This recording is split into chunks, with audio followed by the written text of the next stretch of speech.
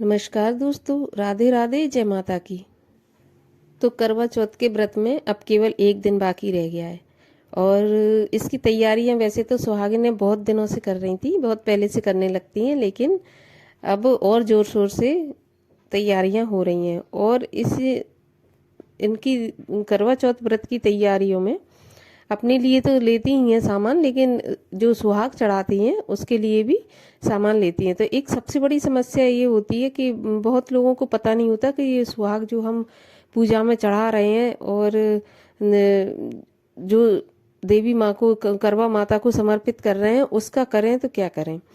तो देखिए, मैं आज इसी पर थोड़ी सी रोशनी डालना चाहूंगी कि इस सुहाग को जो हम पूजा में चढ़ाते हैं उसका क्या करें। तो देखिए, इस सुहाग को किसको देना चाहिए, किसको नहीं देना चाहिए, क्योंकि गलत हाथों में भी नहीं देना चाहिए सुहाग को, नहीं तो इसका उल्टा असर भी हो सकता है। तो हमेशा सुहाग को ऐसी जगह दे जहां पर हमारा पुण्य लग जाए। तो इस सुहाग पे वैसे तो सबसे पहला हक बनता है सासू माँ का। अगर आपकी सासू माँ सुहागन है तो आप पहला सुहाग तो ये उन्हीं को अर्पण करें।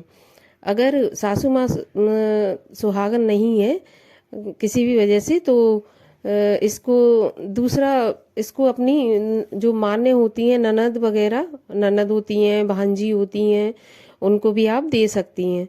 इससे भी आपका पुण्य काफी अच्छा लगेगा।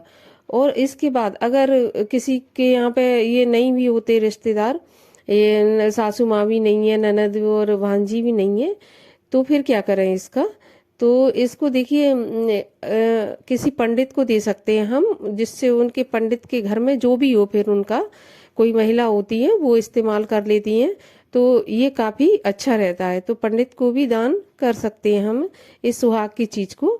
और अब अगर पंडित भी नहीं आपको मिलता है, तब इस सुहाग का क्या करें।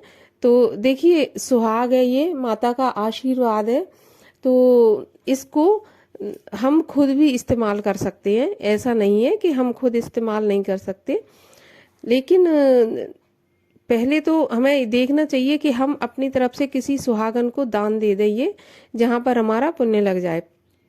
पहले तो दान ही करना चाहिए। अगर ठीक है, कोई नहीं, हम दान कर सकते, किसी को नहीं दे सकते हैं, कोई नहीं है ऐसा आसपास, तो इसको हम स्वयं भी इस्तेमाल कर सकते हैं, क्योंकि ये माँ का आशीर्वाद होता है। और ये हम सुहाग चढ़ाते हैं, और सुहाग की लंबी उम्र के लिए व्रत भी करते हैं हम, कि हमारे सुहाग की लंबी उम्र हो, तो हम इसको इस्तेमाल कर सकते हैं। सुहाग में ऐसी कोई दिक्कत नहीं है। बस एक बात का ध्यान हमें जरूर रखना चाहिए कि जो भी हम दान देते हैं, जो भी हम अर्पण करते हैं, वो ये करवा चौथ व्रत की ही नहीं है, किसी दूसरे व्रत में भी या किसी दूसरी पूजा पाठ में भी। तो एक चीज का हमेशा ध्यान रखना चाहिए कि हमें दान की हुई वस्तुओं को कभी भी दान नहीं करना चाहिए। हमेशा अपनी चीज खरीद के लाना चाहिए अपनी तरफ से, अपने पैसों से, और उस चीज को ही दान करना चाहिए, तभी उसका पुण्य लगता है। अगर हम दान की हुई, जैसे कभी क्या होता है, हमें कहीं से कोई गिफ्ट मिलता है और वो गिफ्ट हमें पसंद नहीं आता या अच्छा नहीं लगता, तो वो हम दूसरी जगह गिफ्ट कर देते हैं। देखिए, कोई बर्थडे वगैरह में गिफ्ट एक अलग बात है, लेकिन पूजा पाठ में जो हम पंडित या किसी को दान देते हैं वो एक अलग चीज होती है। तो जब भी हम दान करें तो हमेशा अपने पैसों से, अपनी तरफ से खरीद कर ही दान करें, क्योंकि दान किया हुआ कोई भी चीज अगर हम दान करते हैं तो उसके पुण्य की बजाय हमें उसका पाप लगता है। तो जहां तक हो, भले ही कम खरीदें, कम लें, लेकिन अपने ही पैसों से लेकर और नई चीज लेकर ही हमें दान करना चाहिए।